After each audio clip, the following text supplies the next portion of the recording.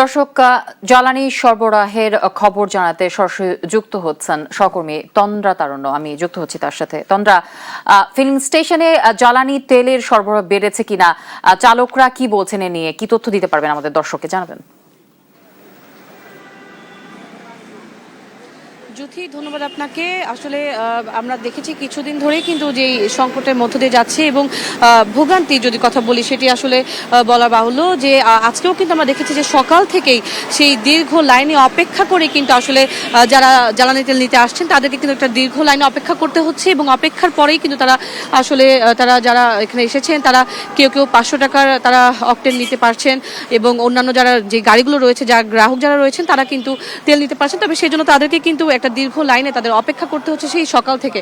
আমরা দেখেছি অন্যান্য কিছু পাম্পেও আমরা দেখেছি যে সেখানে কিছু কিছু পাম্প আছে যেখানে অকটেন নেই, সেক্ষেত্রে তারা বাইকেও পেট্রোল দিচ্ছে এবং গাড়িতেও আমরা দেখেছি যে এরকম অনেকগুলো স্টেশন ঘুরে তারা আবার এই স্টেশন, আমি এই মুহূর্তে যেখানে আছি রমনা পেট্রোল পাম্প, এখানে তারা এসেছেন তেল নিতে। তো এই যে একটি হ্যাসেলের কথা বা ভোগান্তির কথা যদি বলি, যে ভোগান্তির মধ্যে দিয়ে কিন্তু এখন আসলে সবাই যাচ্ছে এবং তারা যেটি বলছেন যে আসলে যদি প্রত্যেকটি পাম্পে আসলে সমভাবে সমানভাবে আসলে যদি তেল পাওয়া যেত সেক্ষেত্রে কিন্তু তাদের এই ভোগান্তি কিছুটা হলেও কমতো। এই দীর্ঘক্ষণ লাইনে থাকার পরেও তারা যদি ঠিক মতো সরবরাহ পেতেন সেক্ষেত্রে কিন্তু তাদের ভোগান্তি কিছুটা হলেও কমতো, এমনটাই কিন্তু তারা বলছেন।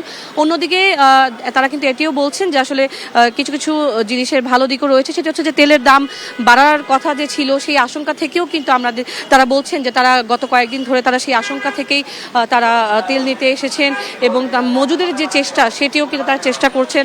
তবে আমরা দেখেছি যে কিছু কিছু পাম্প, যেমন এই পাম্পটিতে আমি আছি, এখানেও কিন্তু আমরা দেখেছি যে মনিটরিংয়ের যে ব্যবস্থা সেটিও কিন্তু করা হচ্ছে। সরকার কর্তৃক যে মনিটরিংয়ের কথা বলা হচ্ছিল সেই মনিটরিংও কিন্তু করা হচ্ছে, অর্থাৎ কেউ চাইলেও বেশি তেল নিতে পারছে না বা অবৈধভাবে কেউ একবার দাঁড়িয়ে দ্বিতীয়বার আবার লাইনে এসে দাঁড়াবে এমনটাও কিন্তু করার সুযোগ সেটি কিন্তু নেই বললেই চলে।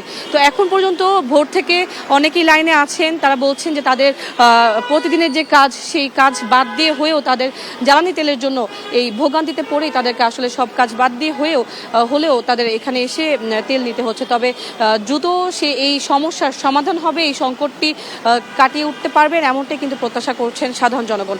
যুথি, এই ছিল আমার কাছে রমনা পেট্রোল পাম্প থেকে সর্বশেষ।